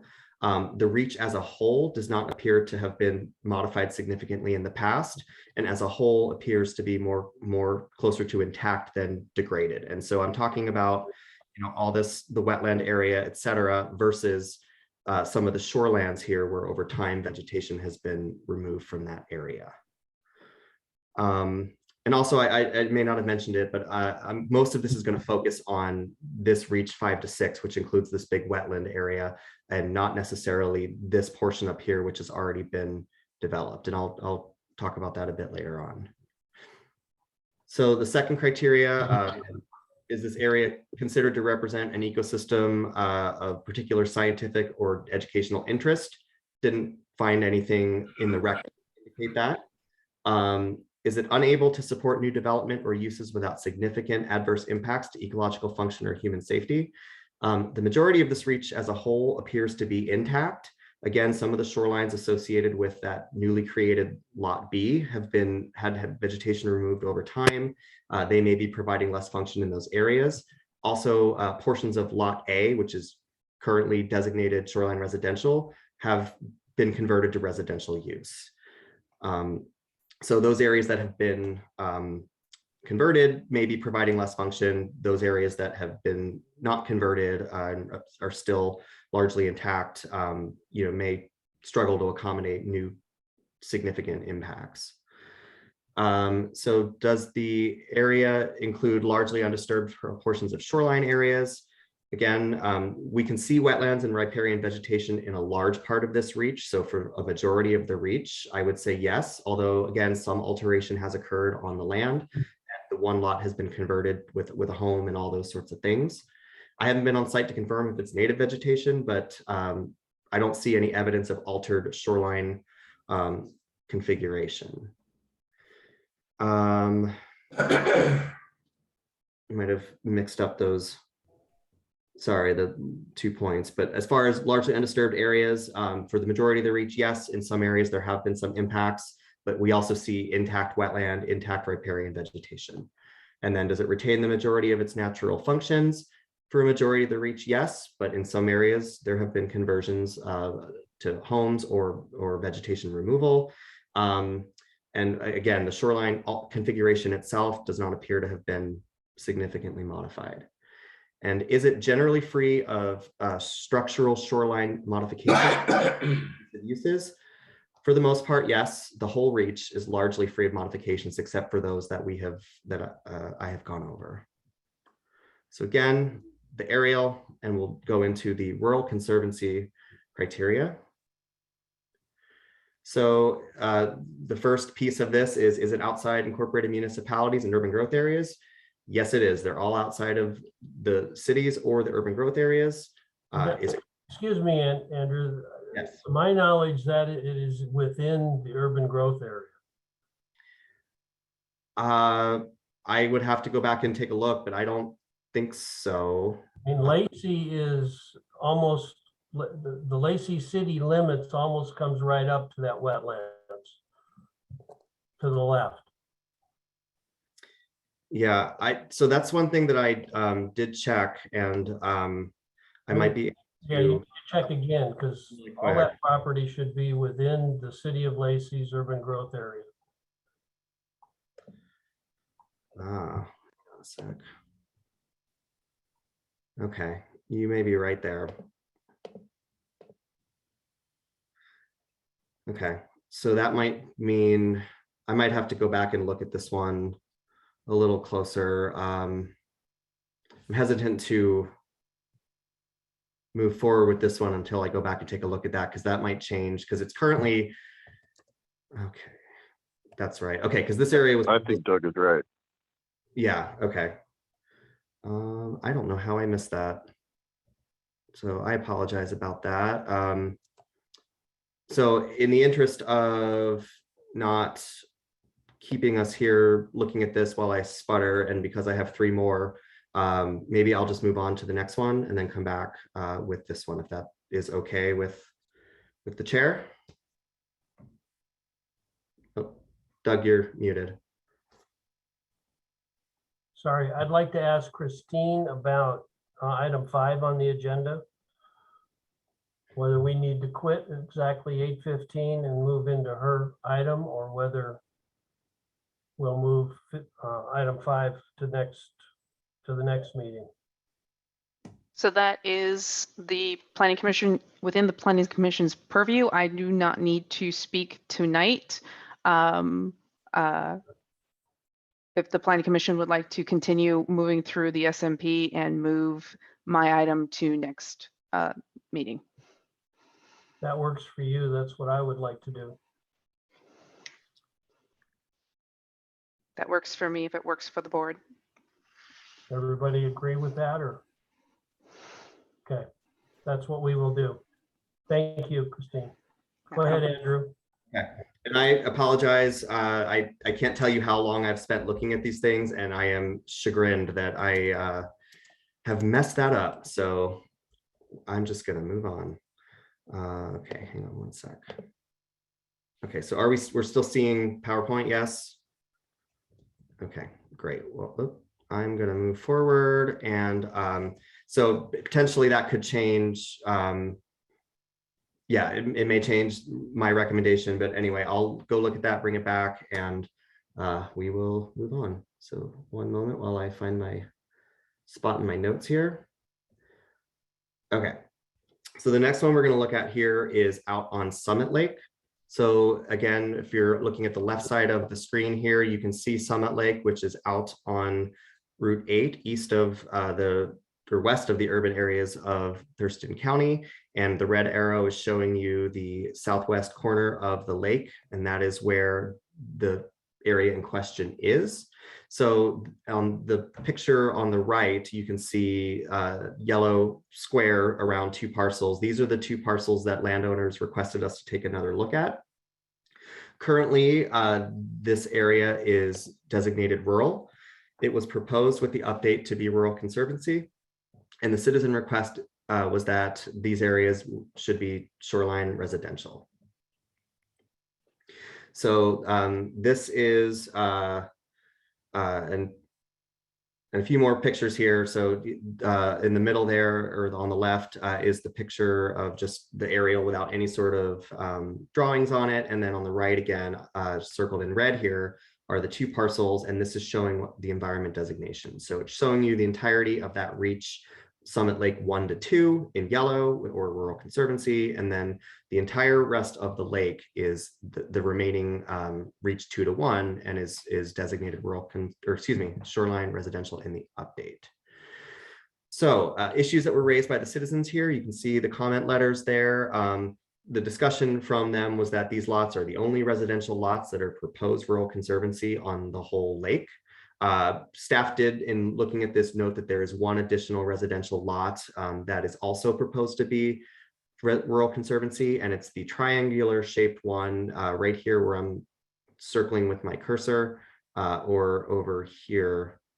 So in my analysis, and to be consistent, I looked at all 3 parcels, even though we didn't see a specific request for that one up north. And so their thoughts and their comments they expressed in their letters were that these parcels are similar in character to the other residential lots in Summit Lake, and therefore should have the same designation. Okay. So we'll go ahead and take a look at these alongside the criteria for both rural conservancy and shoreline residential. These lots are indeed outside of the municipalities and urban growth areas. I would bet on that. So yes, they do meet that piece of rural conservancy. The next criteria for this SED is, are they currently supporting low intensity resources, such as agriculture, forestry, or recreation? The majority of this reach is. What you can see here, all this piece here is owned by the Boy Scouts of America, and it serves as camp and recreation property. So for the majority of this reach, yes, it is supporting low intensity resources uses. And then the next question, or next criteria, is it currently accommodating residential uses? So there are 3 parcels in this reach that, yes, it is accommodating residential uses. So we see that most of it is that recreational, element, but there are 3 parcels that are residential, including our 2 subject parcels. And 2 of those have primary residential structures that would be within the buffer that rural conservancy would provide, as best I can estimate. And then, is it supporting human uses but subject to environmental limitations? Yes, all parcels in this reach appear to be supporting human uses, either recreational or residential. And there are wetlands or floodplains that are mapped across portions of these parcels. And the next criteria is, could it support low intensity water dependent uses without significant adverse impacts to shoreline function? These shorelines have been developed to some extent on the subject parcels. So on the 2 residential parcels to the south and the one we're looking at to the north, they've been developed to some degree. While water dependent and residential uses. There's some docks, there are houses there, and there's been some conversion of vegetation on the shorelines.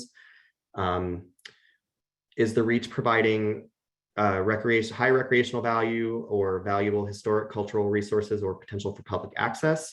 Again, of course, recreation is noted here because of the Boy Scouts of America property. I did not see any written documented evidence of historic or cultural resources. But as far as the residential parcels, they're privately owned, they're smaller lots, and there's limited potential for broader public access on those properties. And then the last criteria for rural conservancy is that it does not meet the designation criteria for the natural environment, and that appears consistent. I would not say that any of these appear to meet the designation criteria for the natural environment. Next, we'll go ahead and look at these areas next to a designation of shoreline residential. So the first criteria is that it would not meet the criteria of the natural or rural conservancy environments. As I mentioned, it doesn't appear to meet the natural criteria. The subject parcels, the 3 residential parcels, may meet some criteria of the rural conservancy, but again, we're thinking best fit here, so keep that in mind as well. Is the area or the reach predominantly single family or multifamily residential, or planned and platted for residential development? So the majority of the reach, no, but within these 3 residential parcels, it's already single family development, and with all the appurtenances that you may expect that go along with that. Is the majority of the lot area within shoreline jurisdiction?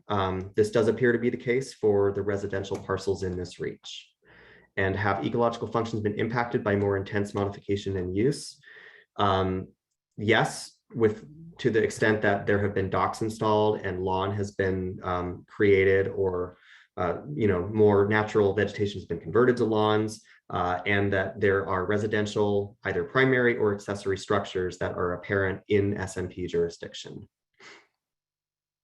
And so to sum up my findings here is that the subject parcels appear to meet many of the criteria of shoreline residential, along with the parcel at the north end also appears to meet many of those criteria.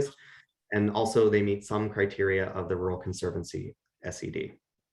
However, in looking at this, in my opinion, and with the resources I have to bring to bear on this, these lots do seem to be more in character with the other developed lots around the lake versus the majority of this reach that they find themselves in. And so my recommendations here are to shift the boundaries of reach Summit Lake 2-to-1, which is that reach that encompasses all the rest of the lake, to shift those boundaries over to include the 2 subject parcels on the south end and the 1 other parcel on the north end in that reach, and therefore provide them a reach or a designation of shoreline residential. My thoughts on the northernmost parcel there is that it's also mostly in SMP jurisdiction. It is in proximity and similar to other residentially developed parcels. There has been conversion of that lot and the presence of a home within 100 feet of the shoreline. I did want to point out, simply because I have the information, ecology staff also made a separate recommendation for this parcel here, this larger parcel in the south, of retaining that one, and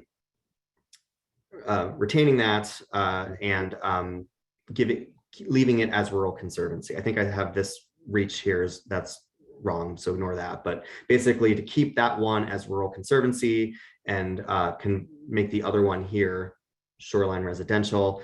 Their reasoning there was the relative size of that parcel, the absence of a primary residence closer, to the shoreline, that the shoreline appears vegetated with mapped wetlands adjacent, among those considerations. And they didn't have a specific recommendation on that northernmost parcel.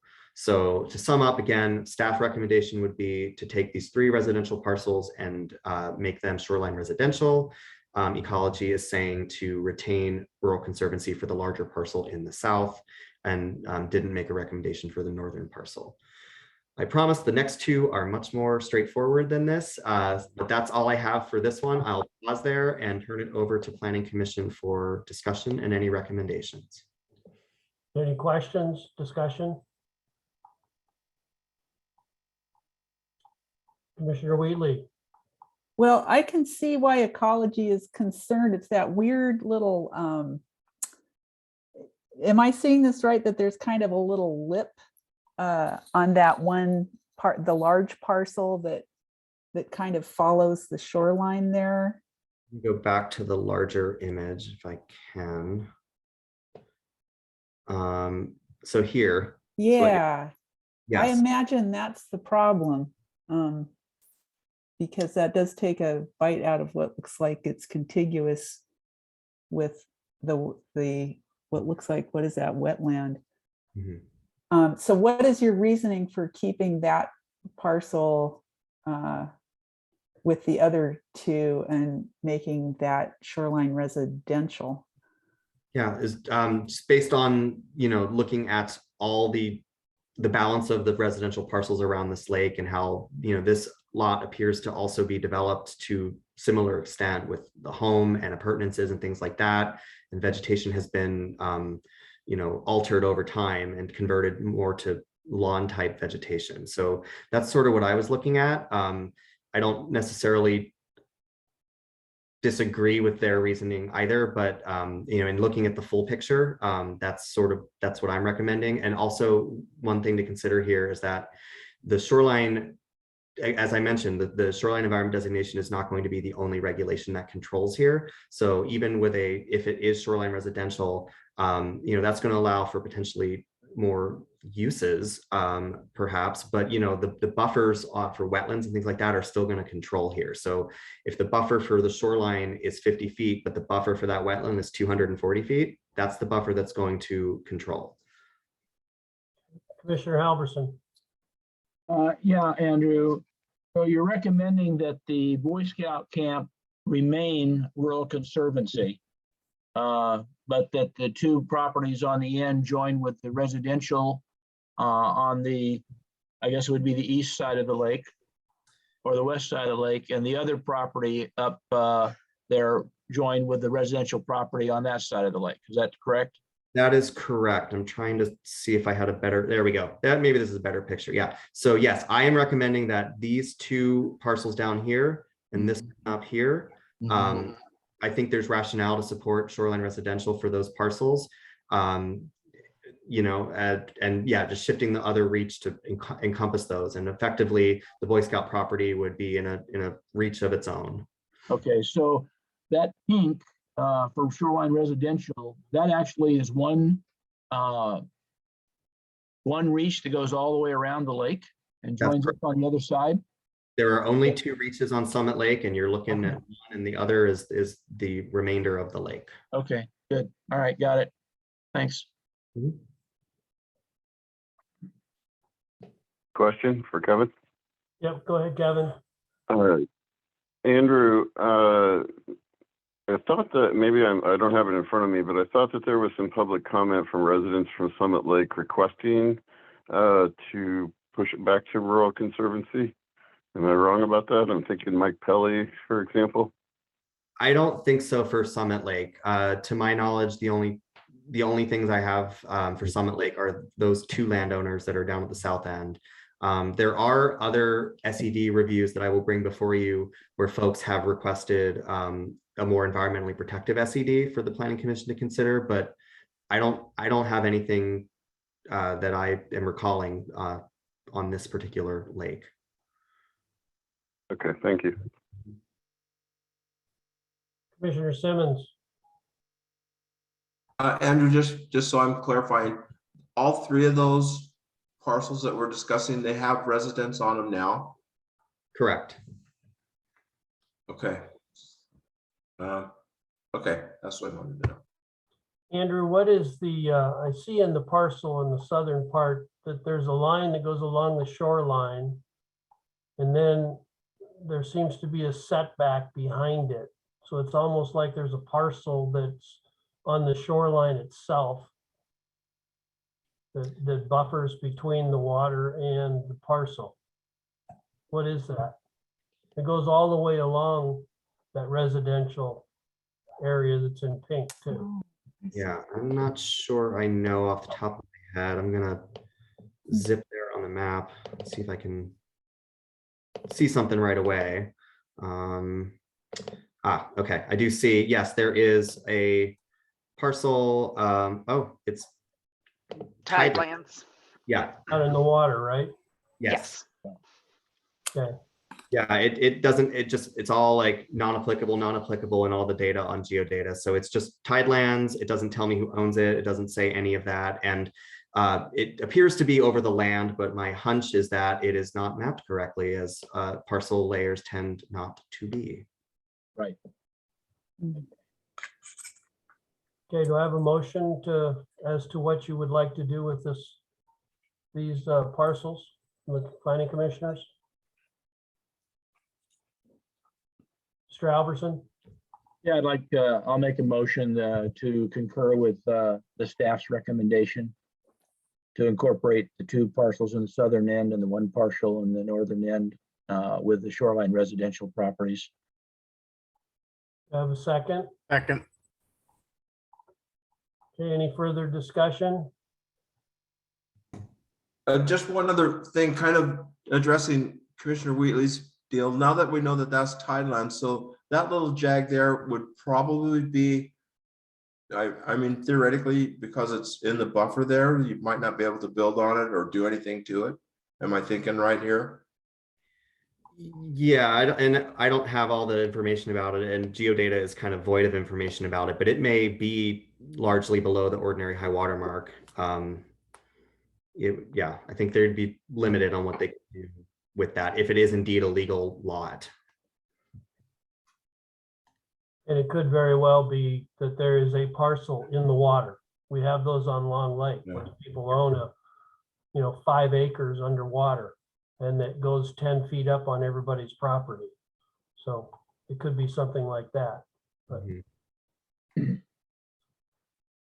any further discussion? Okay, all those in favor say aye. All right. Aye. Opposed? Motion carries. Okay. Thank you, Andrew, for that. Thank you. Okay, we will move on when I find my presentation again. Okay, the next one we're going to look at is Pittman Lake. So picture on the left-hand side of your screen shows a yellow circle at the bottom of that image. That's the area in general we're looking at here. We're south of the city of Tumwater, out near, not too far from Miller-Sylvania State Park, which you can also see in the middle picture here. So this area I'm circling here, this is Pittman Lake. And on the bottom right is showing you how it looks with our proposed SMP layer on top. So currently, this area is Conservancy. The proposal in the SMP is for natural, which is shown in green there. And the citizen request was to make it rural conservancy again, or to either make it rural conservancy or use the pre-1990 designation, which I did look up and find out. So I'm going to report for you. This was in comment letter 224. And I did go back and look, and per the 1981 SMP, this area was conservancy. So it's been conservancy for a very long time. It's proposed to be natural with this update. And then the yellow line here is signifying the parcel. This is the property in question. So they have a piece of their land is mapped as jurisdiction here. I went ahead and looked at the entire reach. Okay, so we'll go ahead and run through our criteria for natural and rural conservancy. So for natural, is this reach ecologically intact? It does appear to be largely vegetated, and the configuration appears to be largely natural. It hasn't been, the area in shoreline jurisdiction does not appear to have been significantly modified in the recent past. Shoreline jurisdiction area appears to be free of structures and modifications, and this wetland is connected to a much larger wetland system. Does it considered to be of particular scientific or educational interest? The SED report actually does use this criteria when it recommended natural, and it did so because of sensitive species. It is only one, I've only seen that twice in the entire document, which is interesting. So the mapping that we have for geodata indicates that there may be some priority habitat species there, but there may also be fish barriers there. Again, have not been out on site to confirm any of this, but the inventory and characterization notes this as a large a large patch of good quality wildlife habitat that may provide habitat for cutthroat, Olympic mud minnow, wood duck, waterfowl concentrations, and mink. Is it unable to support new development or uses without significant adverse impacts or risks to human safety? New development within the shoreline jurisdiction may have significant impacts to the environment simply because it has not really been altered. It may also present issues for human habitation based on significant presence of wetlands. And because of that, it will also be regulated by the critical areas protections for wetlands, and limited impacts limited impacts would be authorized, but not many. Does it contain largely undisturbed portions of shoreline areas? It appears to. So largely undisturbed areas of mapped wetlands. Bloom's Ditch does flow out of this lake to the west, but the remainder of the reach appears to be intact. So does it retain the majority of its natural shoreline functions? Based on the review that I have done, it does appear to. Again, I've not done a site visit, but it does not appear to have been modified significantly, and as such also appears to be generally free of structural shoreline modifications, structures, and intensive human uses.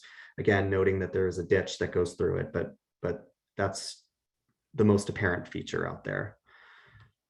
And then looking at this same area with rural conservancy.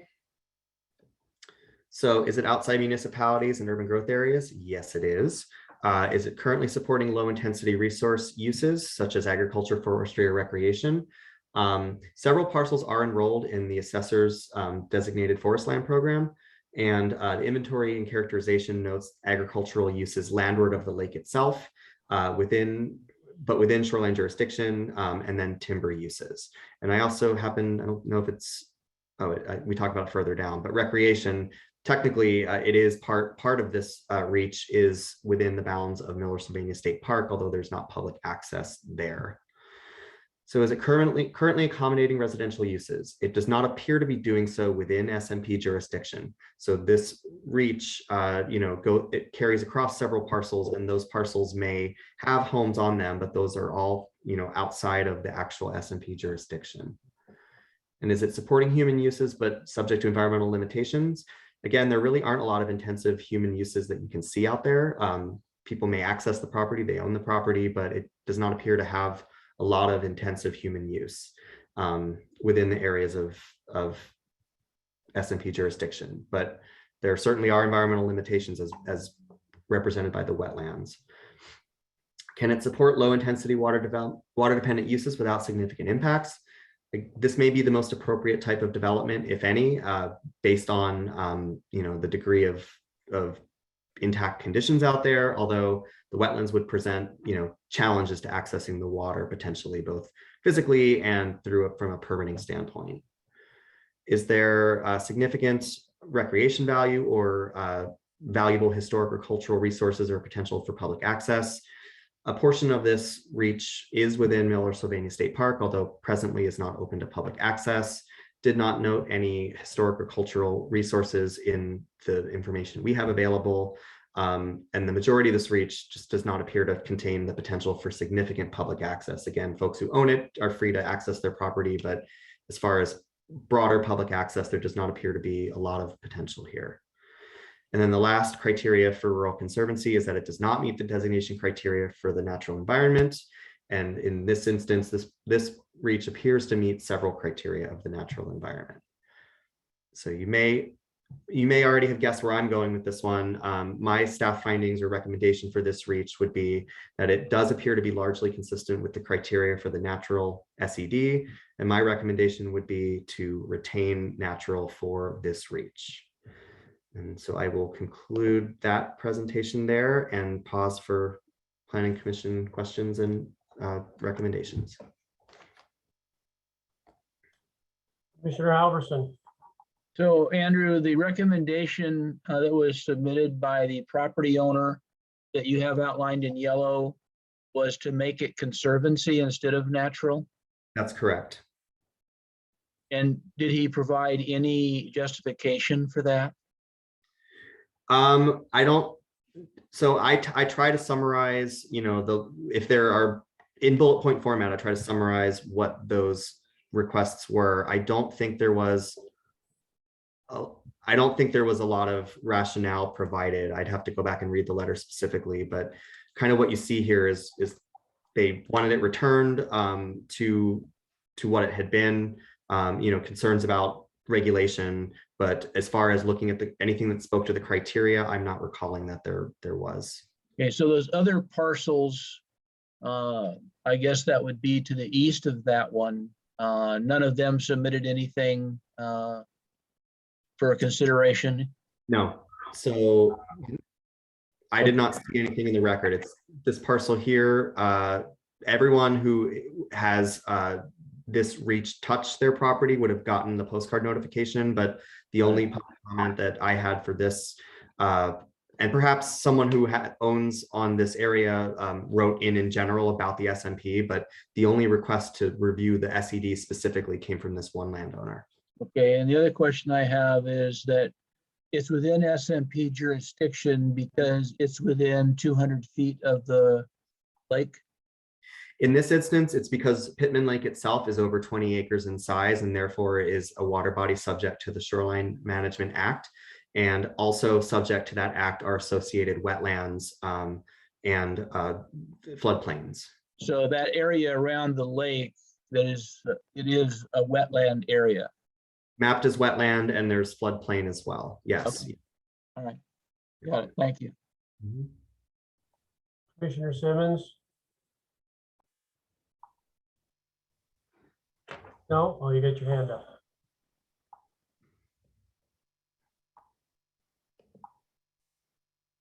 Any other questions of Andrew?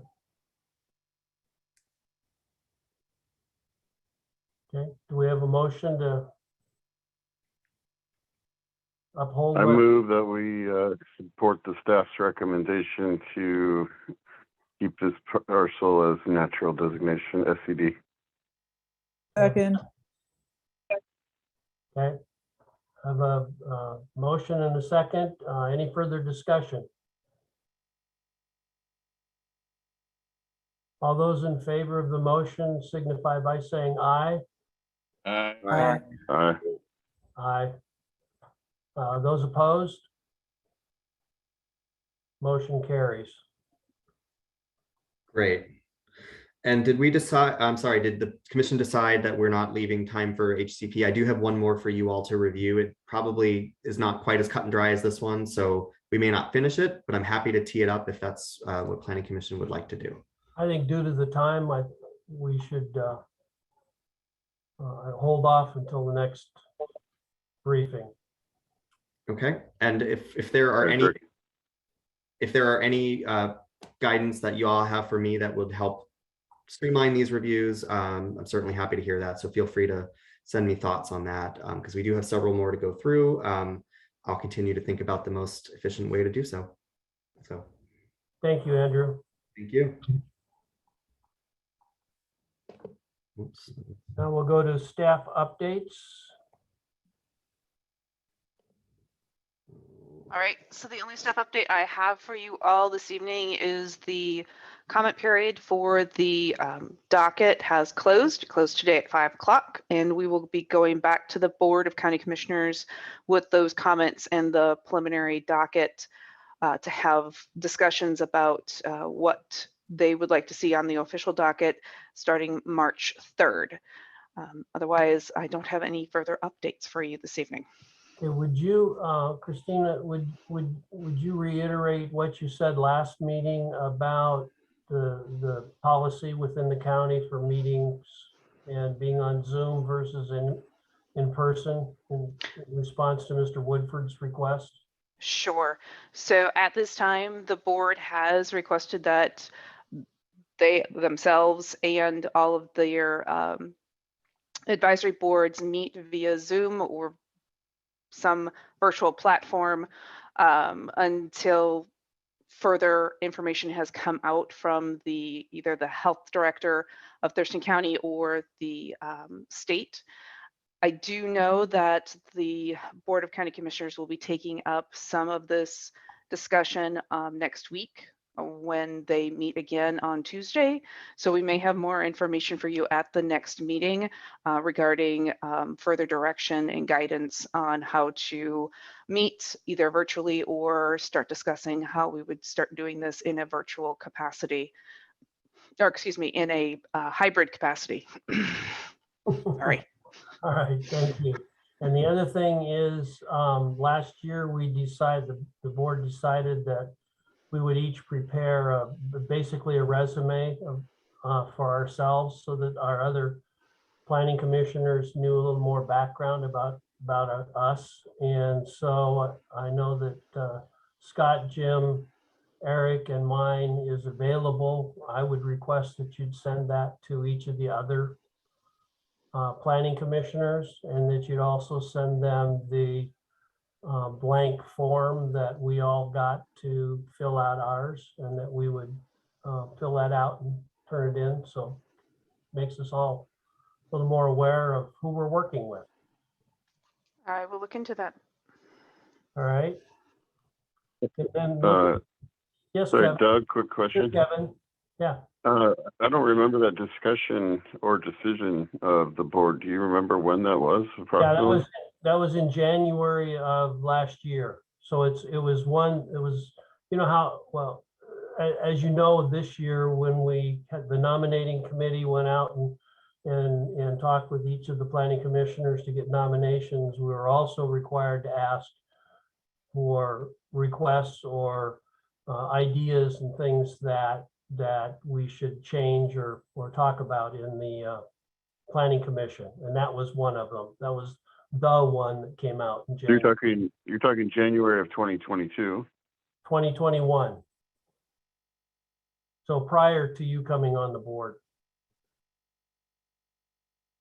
Okay, I don't understand. You're telling me that we just discussed this in January of 2022, but you're saying that a decision was made in January of 2021?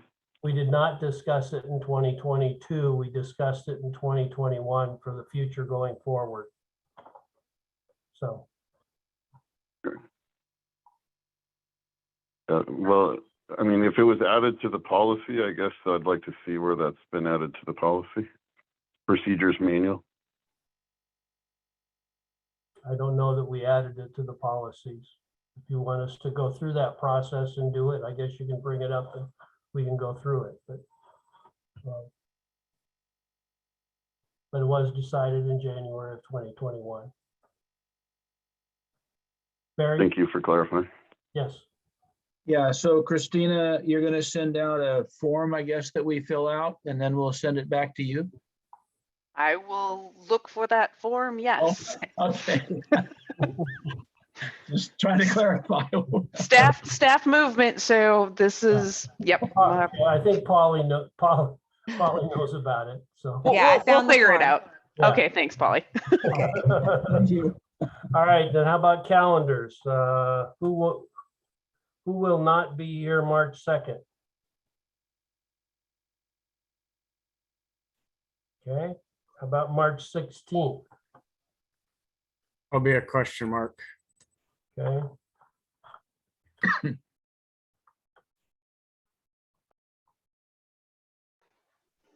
Okay. Anything else for the good of the order? I'll be absent March 16th. Just took me a second to get to that page on my calendar. Okay. And Chair, before we move on, if I could make one request of the planning commissioners, since we did not get to the HCP today, and I do know that some of the commissioners have mentioned that they do have questions. If you could send me those questions, even though I know I told you all to tell me the questions during this meeting. Send me the questions. I'll collate them. I will post them online so everybody, and send them to the group so everybody knows the questions that have been asked, and I'll be ready for responses, or to provide you responses at the next meeting. It'll just make things move faster. Great, thank you. Okay, thank you. If nothing else, let's adjourn the meeting. Thank you, everyone. Thanks, Doug.